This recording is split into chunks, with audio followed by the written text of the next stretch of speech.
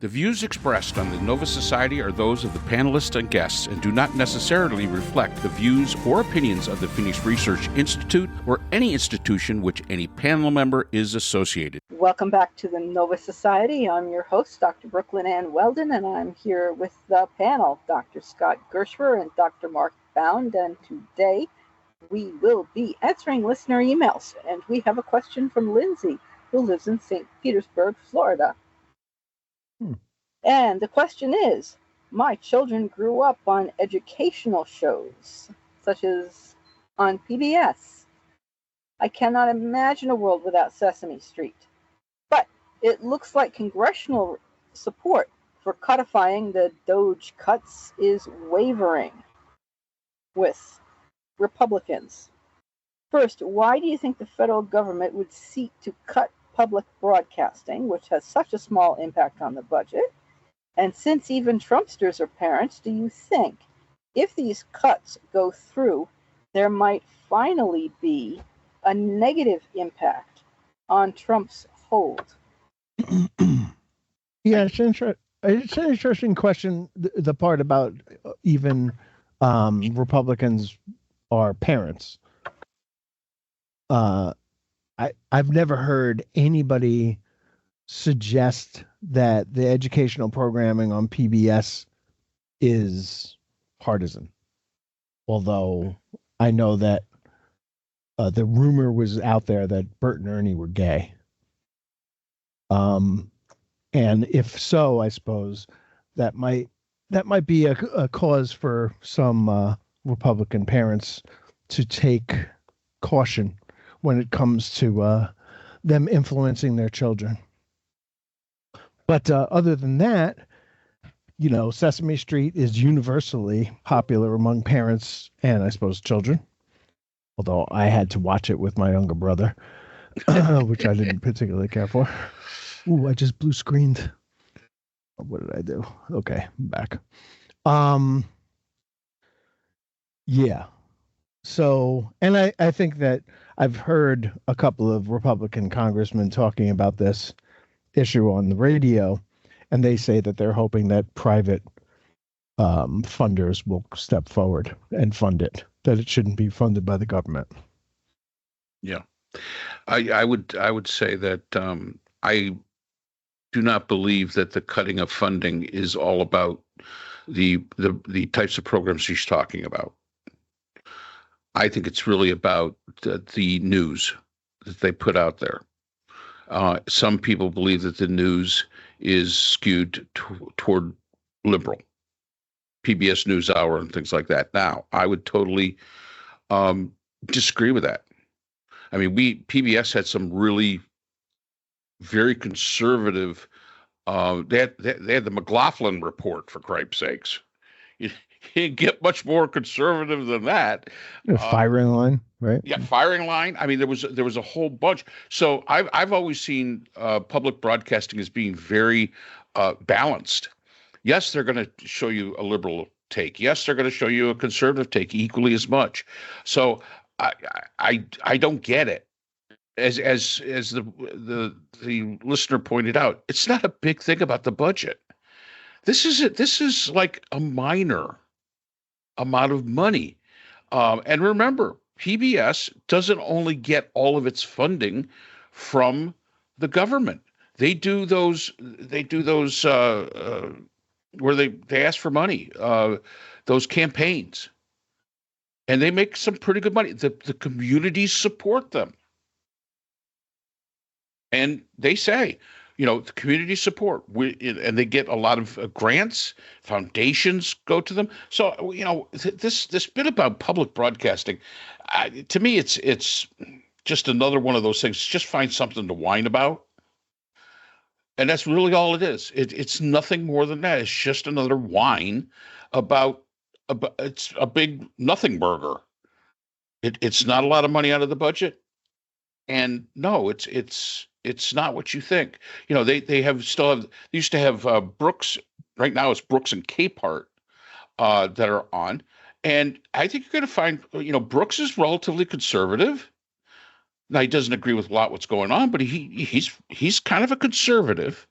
And of course, you got Capehart, Jonathan Capehart, who's definitely on the liberal side, comes off of MSNBC and comes off of, I think he's with the not New York Post, Washington Post. He's with the Washington Washington Post. Post. Yeah, he's Washington Post. So I mean, you get a balance. You get a balance. So I really don't see what the issue is, other than it's just finding something to whine about. And you're picking on something that you shouldn't pick on. Sesame Power. Street. Yeah, it's all about power. It's all about, we can't control. We can't go to PBS because we don't pay a lot of money into PBS as the federal government, and we can't tell you what to say because you'll basically say, "Well, screw you." No, you can't do that. That is the problem. The issue exactly, Mark. It's the fact that they cannot control them. It's not an OAN. It's not a Fox News. They can't get the PBS programming to say how great and wonderful Trump is. They're independent. Yeah, neutrality is not enough. They absolutely have to be, fealty, and which is the big disparity in the media right now. We just went through this whole thing with Joe Biden, right? And everybody was like, Joe Biden was, incapable of running for president. Mark and I totally agree with that. For the first 2 years that we were on this podcast, we said that pretty much every week. Joe Biden shouldn't be running anymore. He's too old. He promised to be a transitional president. He's done a great job, but he can't run again. He's too old. We kept saying it over and over and over, week after week. And it was clear, right? And it's also clear, by the way, that Trump is too old. But the thing is that the CNNs and the mainstream media, okay, even perhaps MSNBC, I stopped watching it, so I don't really know, are highly critical of Democrats, highly critical of Joe Biden, highly critical of the Democratic National Committee, highly critical. And that's their way of being even-handed. You don't get that on the other side. You don't get anybody being highly critical of Donald Trump. It never happens.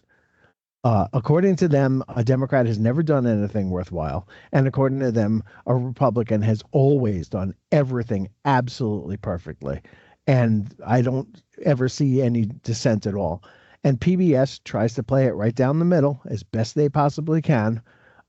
Is David Brooks the perfect conservative for this day and age? No, he's not. He was, but he's a never Trumper, and they probably should replace him with somebody else who is more conservative, but Bill O'Reilly, okay, or somebody like that.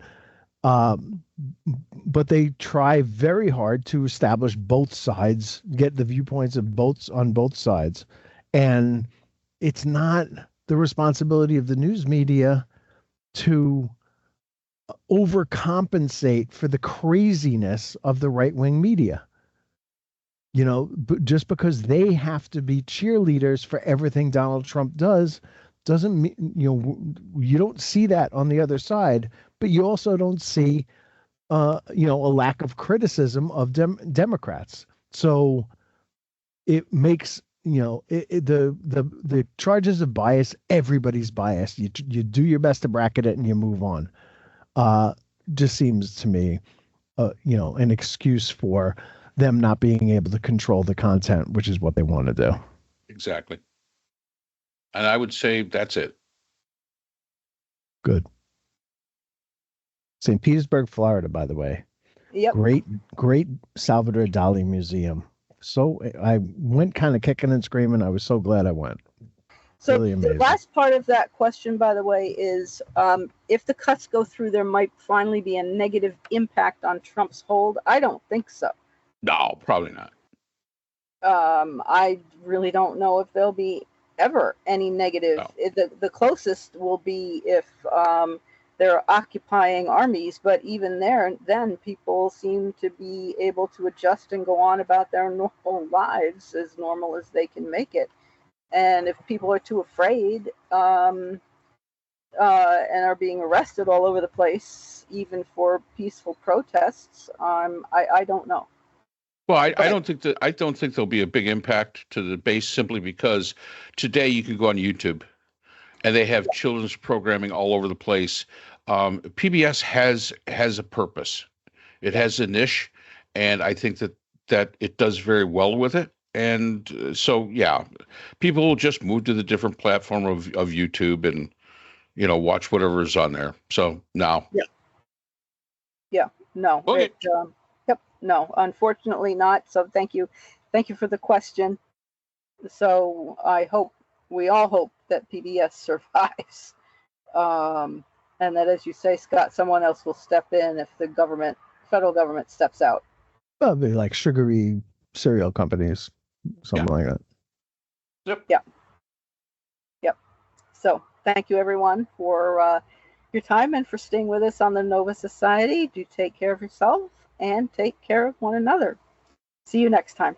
The Nova Society is a production of Nova Society Media, a division of the Phoenix Research Institute. We'd like to thank our production partners, Buzzsprout, who hosts the Nova Society, Audacity, our editing partners, Apple iTunes, the largest source of podcasts and music on the internet, Spotify, the most popular platform for the Nova Society, and iHeartRadio, your source for all things music and podcasting. The Nova Society is available on all of these and other quality platforms listed in our description. We'd also like to thank all of our listeners. Without your support, the Nova Society would not be possible. If you have a question or comment, we can be reached at nova.society.podcast@gmail.com. So for Dr. Brooklyn Ann Weldon, Dr. Scott Gershwer, and all of our production partners here at the Nova Society, I'm Dr. Mark Bound. Remember, the true power in society is knowledge. Thanks for listening, and we will see you again next time. Hi, everyone. This is JJ, the co-founder of Good Pods. If you haven't heard of it yet, Good Pods is like Goodreads or Instagram, but for podcasts.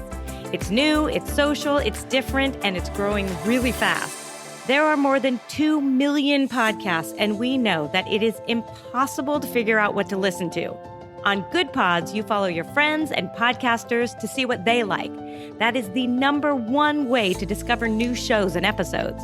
You can find Good Pods on the web or download the app. Happy listening!